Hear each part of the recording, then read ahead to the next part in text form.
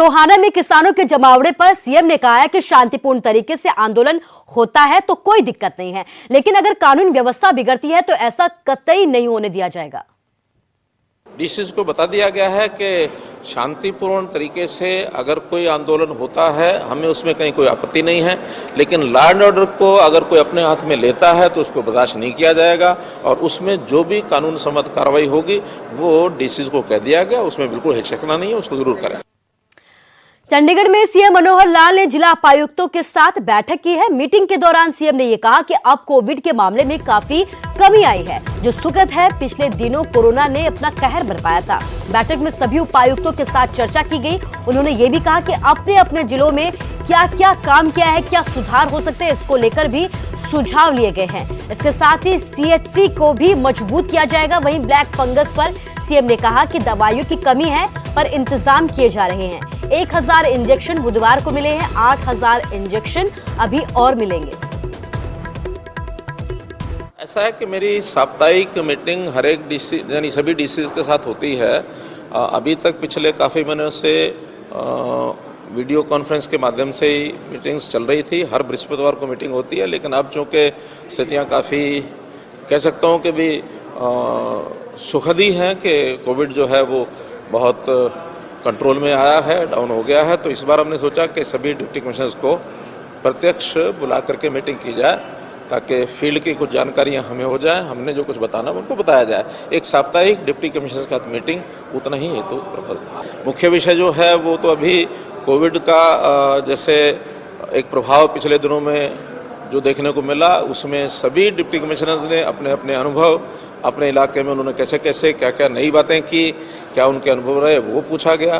कुछ उनके सुझाव भी आए हैं कि जहाँ जहाँ उनको कठिनाई महसूस हुई, सुधार के नाते क्या सुझाव हो सकते हैं, उसमें भी चीज़ें सामने आई। जैसे हॉस्पिटल्स के अंदर कुछ सुधार करने चाहिए और ख़ास करके CHCs को और मजबूत किया जाए, और जहाँ कहीं मानो जैसे ऑक्सीजन की कमी पाई गई तो ऑक्सीजन के प्रोडक्शन के प्लांट्स ये कुछ जगह तो लग गए हैं, कुछ और लगवाए जाए। CHC लेवल तक ऑक्सीजन बेड्स बनवाए जाए। तो पीएम नरेंद्र मोदी ने 12वीं के छात्रों के साथ बातचीत की। पंचकुला के सेक्टर 10 निवासी हितेश्वर शर्मा से भी प्रधानमंत्री ने बातचीत की है। दरअसल 12वीं की परीक्षाओं को रद्द करने के फैसले के बाद देश के प्रधानमंत्री नरेंद्र मोदी ने देश के टॉपर 17 छात्रों से बातचीत की और 12वीं की परीक्षा रद्द करने पर उनकी प्रतिक्रिया पूछी है, जिनमें से पंचकुला के हितेश शर्मा भी एक थे। हितेश्वर शर्मा ने पीएम के फैसले को सराहनीय बताया है। पीएम नरेंद्र मोदी ने हितेश्वर शर्मा के परिजनों से भी बातचीत की। आपका शुभ नाम क्या? आपका शुभ नाम क्या? Sir Hiteshwar Sharma sir. है जी? हितेश्वर शर्मा पंचकुला से। सर हितेश्वर शर्मा। शर्मा जी पंचकुला में रहते हैं? जी सर। किस सेक्टर में? सर 10 सेक्टर में सर। हैं? 10 सेक्टर सर, 10 सेक्टर 10। मैं 7 में रहता था, बहुत साल तक रहा हूँ वहाँ। आज ही पता लगा सर मुझे। हाँ, मैं वहाँ रहता था। जी सर। सर बहुत आपके यहाँ पे सर, बहुत आपकी सपोर्ट करने वाले लोग सर यहाँ पे आपको देखना चाहते हैं सर लोग दोबारा। अच्छा ये बताओ भाई, आप तो 10वीं में टॉपर थे, तो पक्का घर में तैयारी होगी, 12 में भी टॉपर करेंगे। अब एग्जाम ही चली गई तो आपका तो सारा रुक गया। सर वही मैं बता रहा था, अपेक्षाएं लोगों की, पर मुझे अच्छा लगा सर, क्योंकि मतलब अगर मैं परीक्षा देता तो प्रेशर बढ़ता जा रहा था, एक सैचुरेशन पॉइंट रीच हो चुका था और हम देख रहे थे कि इतना सेफ भी नहीं है, और आपने बिल्कुल समय से इतना बेहतरीन निर्णय ले लिया। और मैं मानता हूं सर, जो टॉपर है या जो मेहनत करता है, मेहनत कभी बेकार नहीं जाती, वो ज्ञान हमेशा ही हमारे साथ रहता है सर। और जो निरंतर पढ़ाई करता आ रहा है, जो कंसिस्टेंट है सर, जो भी क्राइटेरिया आएगा, जो भी आप निर्णय लेंगे तो उसमें वो फिर भी अव्वल ही रहेंगे, तो उसमें उन्हें इतनी चिंता की जरूरत नहीं है। कुछ लोग कह रहे हैं टॉपर निराश हैं या ऐसे हैं, मैं मानता हूं कि हमने प्रोविजन तो रखा ही है कि आप दोबारा पेपर दे सकते हैं, तो एक बहुत ही समझा हुआ निर्णय मैं मानता हूं और हम इसके आज जीवन आपके सर आभारी रहे। आपका शुभ नाम क्या? आपका शुभ नाम क्या? सर हितेश्वर।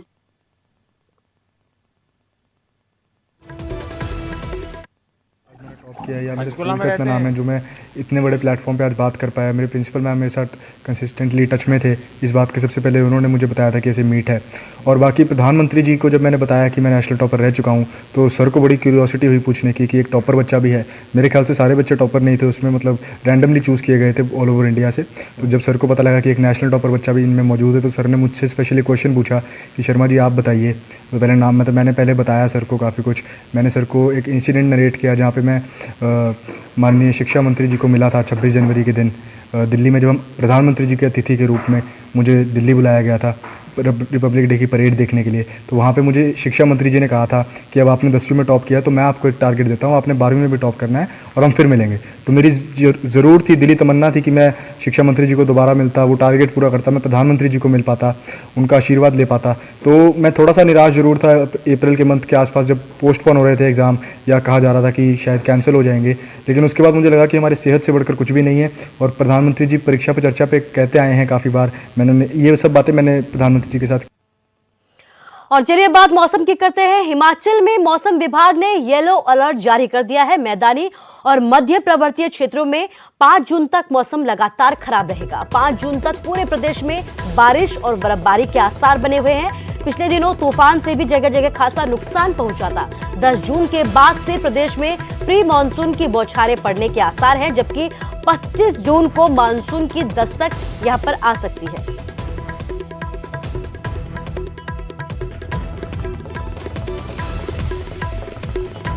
रणबीर, ज्यादा जानकारी के लिए हमारे संवाददाता हमारे साथ लाइव जुड़ गए हैं। रणबीर, मौसम खराब बना हुआ है, अभी की अगर बात करें तो कैसा है मौसम का मिजाज, और आने वाले दिनों में भी मौसम बिगड़ा रहेगा, तो क्या कुछ जानकारी है आपके पास? जी हाँ, देखिए अगर मौसम की बात करें, राजधानी शिमला की जो तस्वीरें हैं वो अभी सीधी जो है यहाँ से के साथ जो है साझा करना चाहेंगे कि अभी आसमान में जो है हल्के बादल जो है देखे जा सकते हैं और सुबह के समय हल्की ठंड भी है, सुबह शाम जो है हल्की हल्की ठंड है।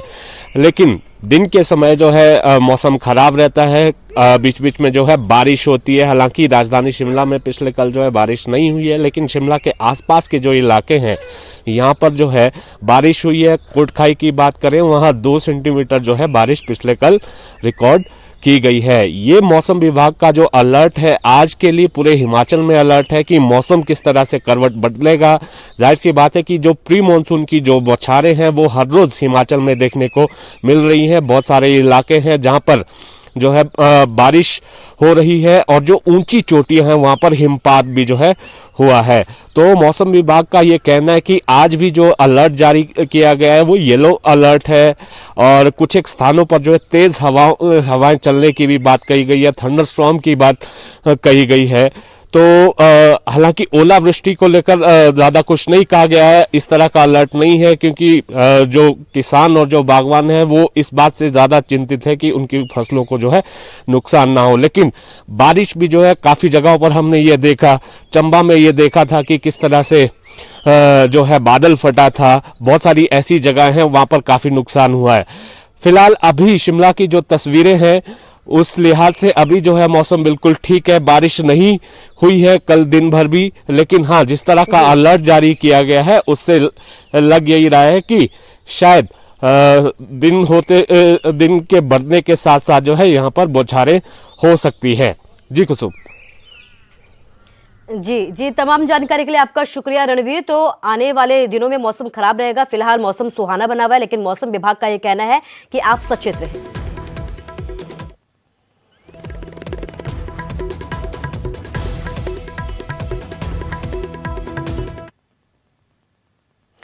और अब बात हिमाचल की सियासत की करते हैं। हिमाचल कांग्रेस ने शिमला स्थित अपने राज्य कार्यालय को आइसोलेशन सेंटर बनाने का प्रस्ताव दिया है। इस बाबत कांग्रेस प्रदेश अध्यक्ष कुलदीप सिंह राठौर और नेता प्रतिपक्ष मुकेश अग्निहोत्री ने राज्यपाल बंडारू दत्तात्रेय से मुलाकात भी की है और इस प्रस्ताव के बारे में उन्होंने जानकारी भी दी है। कुलदीप राठौर का ये कहना है कि अगर सरकार प्रस्ताव स्वीकार करती है तो मरीजों के लिए ये अच्छा सेंटर साबित हो सकता है। कांग्रेस यहाँ मरीजों को निःशुल्क भोजन भी उपलब्ध करवाएगी। इसके साथ ही उन्होंने वैक्सीनेशन की गति बढ़ाने की भी मांग की है।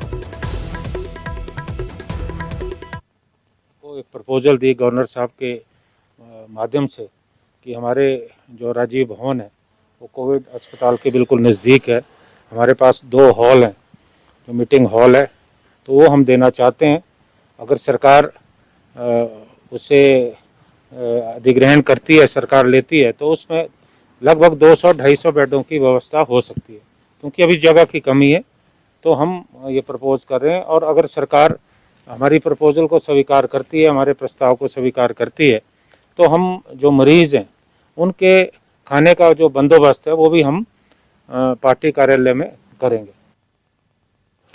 कीर्ति चक्र विजेता सीआरपीएफ कमांडेंट चेतन चीता जिंदगी की जंग लड़ रहे हैं। उनकी हालत नाजुक बनी हुई है। चेतन चीता कोरोना और ब्लैक फंगस से संक्रमित है। झज्जर के बाड़सा गांव स्थित एम्स 2 के नेशनल कैंसर इंस्टीट्यूट में चेतन चीता को भर्ती करवाया गया है। चेतन चीता को यहां 9 मई को इलाज के लिए लाया गया था, जहां लगातार उनकी हालत गंभीर बनी हुई है। उनकी हालत गंभीर है, यही वजह है कि 31 मई से उन्हें वेंटिलेटर पर भी रखा गया है। चिकित्सकों की माने तो उन्हें बेहोशी की हालत में रखने के लिए दवाएं दी जा रही हैं। उनका ऑक्सीजन लेवल 94% है, मगर संक्रमण उनके फेफड़ों में 100% तक फैल चुका है। चेतन चीता का ब्लैक फंगस का सफल ऑपरेशन भी हो चुका है। आपको बता दें कि 2017 में कश्मीर के बांदीपोरा में आतंकियों से मुठभेड़ के दौरान उन्हें 9 गोलियां लगी थी। बावजूद इसके उन्होंने मौत को मात दे दी और ठीक होकर फिर से ड्यूटी पर ज्वाइन किया था।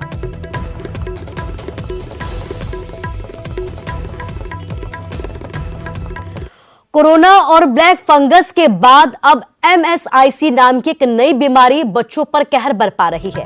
पानीपत के मॉडल टाउन स्थित निजी अस्पताल में इस बीमारी से संक्रमित 3 बच्चों को दाखिल करवाया गया है। डॉक्टर्स की माने तो आने वाले समय में ये बीमारी और कहर बरपा सकती है।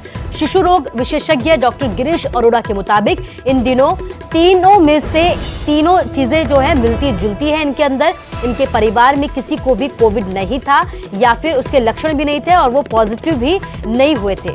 ऐसा भी नहीं हो सकता कि वो कोविड पॉजिटिव व्यक्ति के संपर्क में आए हो। लेकिन बड़ा सवाल ये है कि कहीं ये तीसरी लहर के संकेत तो नहीं है। ये सवाल लगातार अब बना हुआ है। जो समझिए एक तरह का पोस्ट कोविड सिंड्रोम है कि ये वो उन बच्चों में देखा जाता है कि जिनका कोविड वायरस को एक्सपोजर पिछले 1 से 3 महीने में ऑलरेडी हो चुका है। उस टाइम पे हो सकता है इन बच्चों में कोई सिम्टम ना आए हो या हल्का फुल्का फीवर होकर ठीक हो गया हो। और बहुत केसेस में ऐसा भी देखा गया है कि इनके RT-PCR या कोविड के टेस्ट भी नहीं होते क्योंकि कोई सिम्टम्स ही नहीं थे इन बच्चों में।